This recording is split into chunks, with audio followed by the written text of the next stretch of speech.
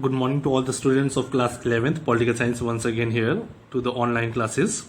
Students, as you know, we were doing the first chapter of your book Indian Constitution at Work, and we had already started the chapter. We have finished the three parts, and in those three parts, first of all, we had done about the constitution, the meaning of constitution, the functions of the constitution. We read the 5 important functions of the constitution which you have to remember. Then in the last two parts we had done about the authority of the constitution, and today is we are starting the fourth part, and in this fourth part we are taking one of the important topics of this chapter: how was the Indian constitution made. Although we have done many times this particular term or the meaning of this particular term constitution, but now we will understand that how was the Indian constitution made. So starting with this particular topic, let us find out how the Indian constitution was made. So formally the constitution was made by the Constituent Assembly, which had been elected for undivided India. So as we know, constitution was framed by the Constituent Assembly. For the formation of Constituent Assembly we shall be studying some more data, but it's written here Constituent Assembly which had been elected for undivided India. So this Constituent Assembly, it was elected for undivided India, that is India and Pakistan, before the partition of India into two parts. So the Constituent Assembly was elected to frame a constitution for whole of India and Pakistan. So it held its first meeting on 9th December 1946. So you have to remember the very first meeting when this Constituent Assembly was elected and came into establishment. Very first meeting was held on 9th December 1946, that is before our independence. That is why we are saying that Constituent Assembly which had been elected for undivided India, because the first meeting was held before the independence period, that is 1946 9th December, and reassembled, and for the second meeting they reassembled as the Constituent Assembly for divided India. But when there was the second meeting for the Constituent Assembly, at that particular moment our country had been divided, or the partition had already taken place. So it's written here Constituent Assembly reassembled as Constituent Assembly for divided India on 14th August 1947. This was the second meeting, but this was after independence or just before the independence, that is 14th August 1947. This is the, we can say, independence date of Pakistan. Okay, its members were chosen by indirect elections by the members of provincial legislative assemblies. Provincial legislative assemblies means these were the legislative assemblies which were under British India, when as we were the colony of Britishers. So the areas which were directly under the control of British control, those were areas were called provincial legislative assemblies, or the provincial areas. On the areas which were under the control of the Indian kings, those areas were called the princely states, as you must know, as you must have read in class 9th and 10th also. So it's read carefully.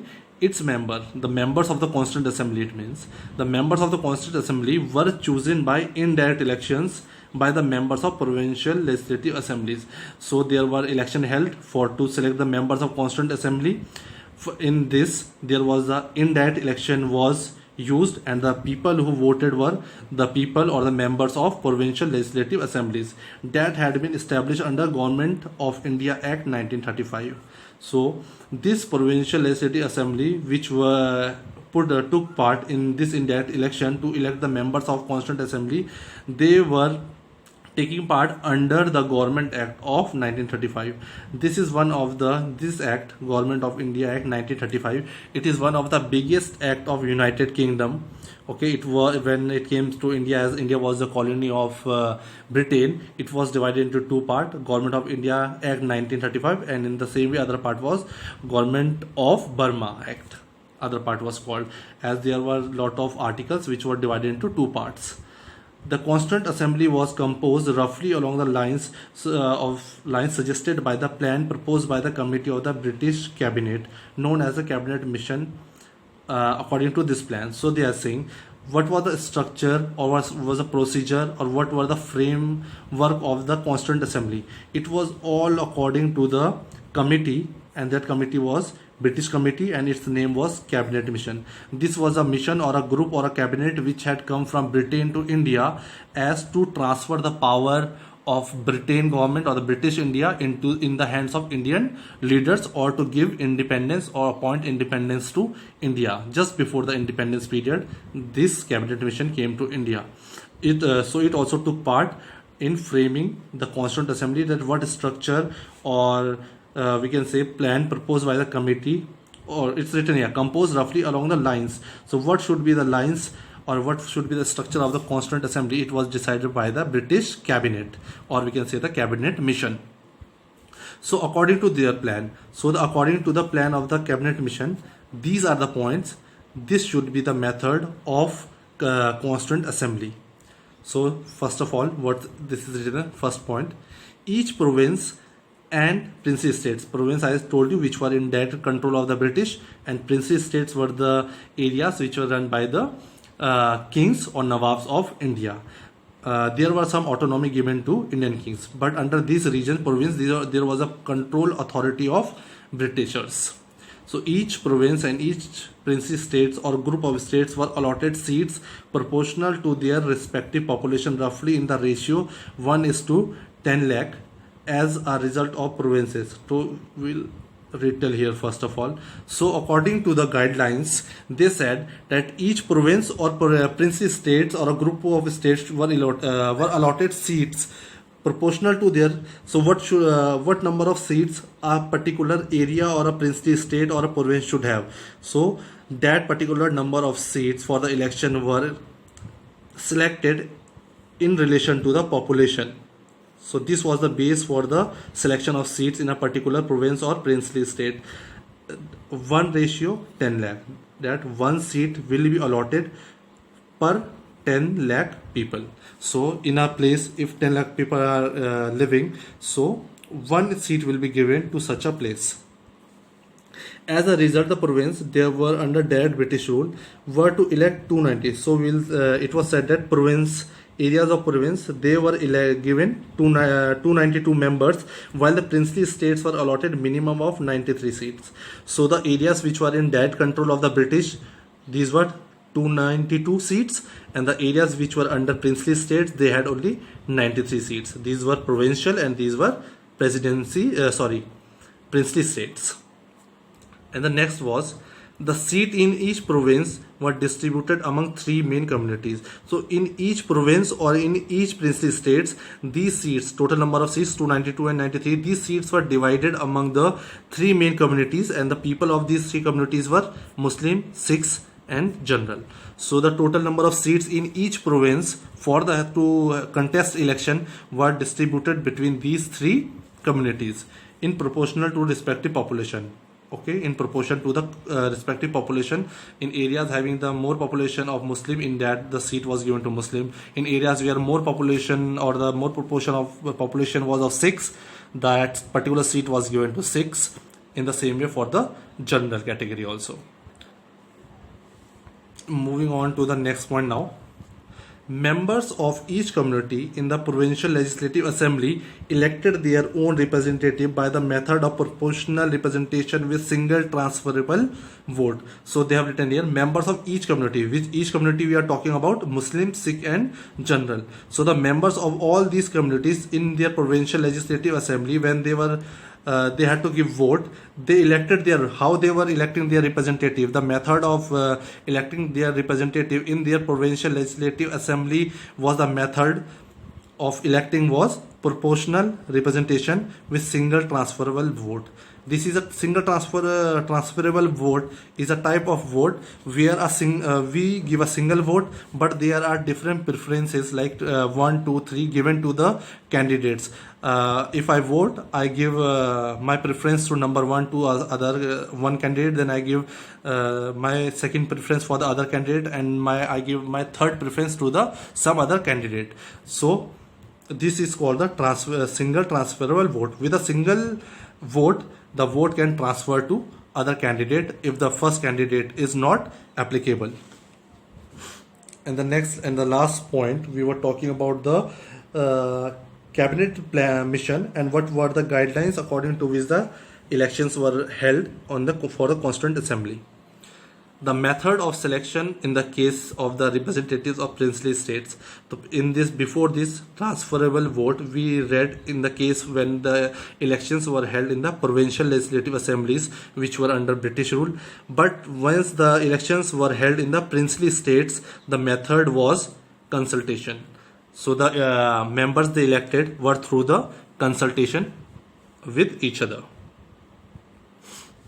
So these were some of the important points according to the cabinet mission. And I told you cabinet mission had come to India from Britain, and this commission, the purpose and the main objective of this commission, cabinet mission, was to transfer power from British to Indian leadership, as India was in the freedom movement, on the freedom struggle, and we were about to get the freedom after 1946.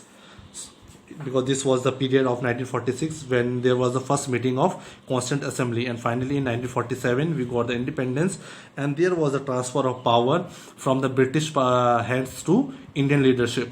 That is why this was the main purpose and objective of the cabinet mission, to come to India. But along with this, they also gave the guidelines for the Constituent Assembly and how the members should be selected for the Constituent Assembly. There is one box, we should read this box. But before reading this box, I would like to tell you the meaning of these three terms: liberty, equality, and fraternity, so that we can understand this box properly. So first, let me tell you the meaning of these three terms. Yes, I hope this is visible to you. It's a question, but I'm just telling you the definitions of liberty, equality, and fraternity. So starting with the liberty, what does liberty mean? It is stated in the preamble. As you know the meaning of preamble. Preamble is an introduction to the constitution, or a window to the constitution through which we can peep into the constitution, that what all provisions are there in the constitution. As a citizen of India, what are the provisions for us as it's a democratic country. So liberty is one of the important element of the preamble. So it is written here, it is stated in the preamble as a goal.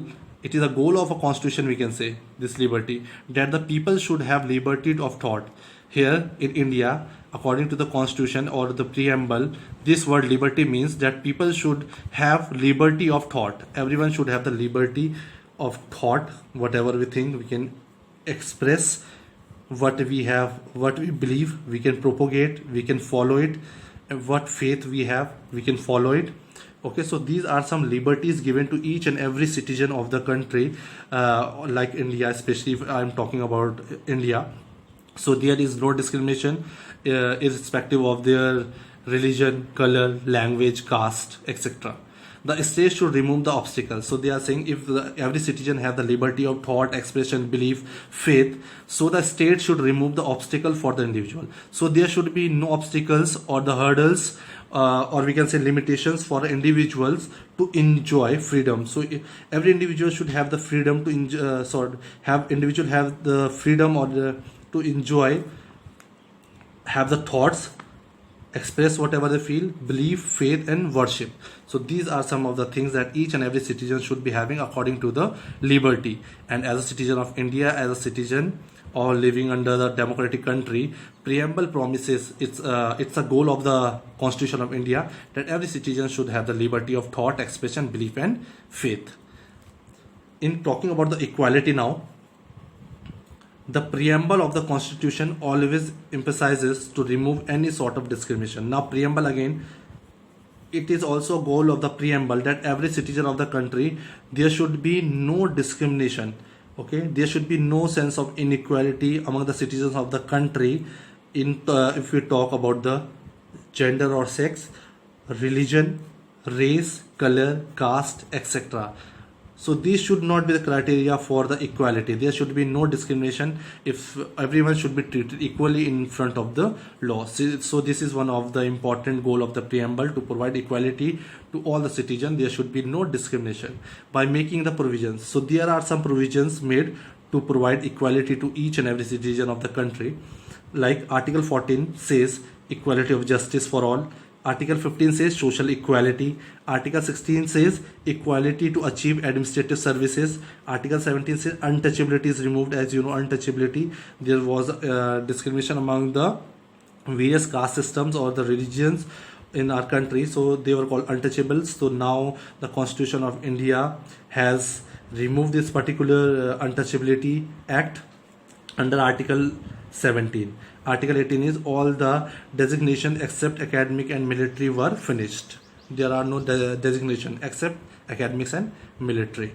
Now the last one, fraternity. So fraternity, we can say its meaning is it refers to the brotherhood, means equality. This is a mutual understanding between the citizens of the country. Maybe the people are belonging to different religion, caste, community, different color, different profession, but still they should be living with unity and integrity, with brotherhood, which can be possible only by equality and liberty.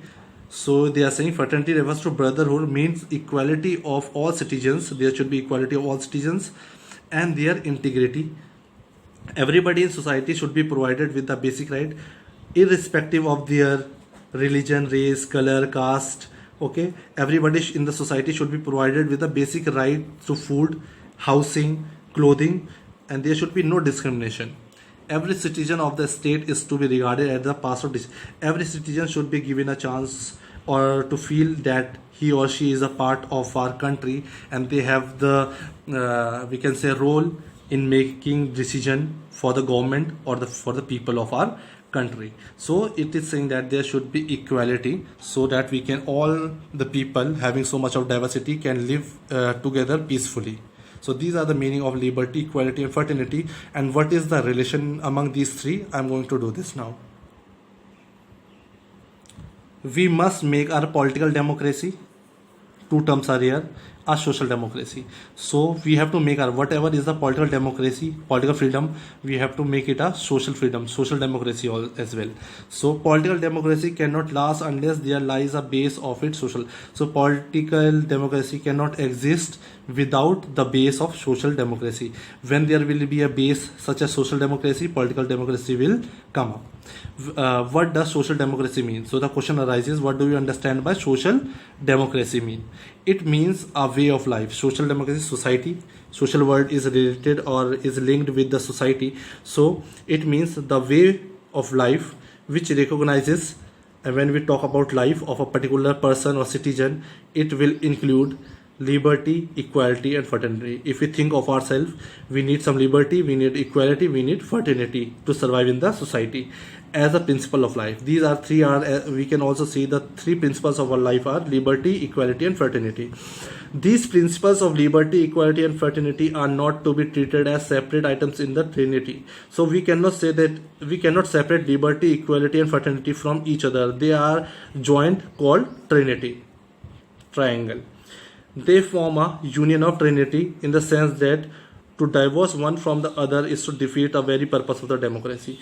If we separate liberty, equality and fraternity from one another, it will be a failure for the purpose of democracy. The meaning of democracy would be meaningless without liberty, equality, fraternity living all together. For example, liberty cannot divorce from equality. Divorce here means cannot be separated, detached.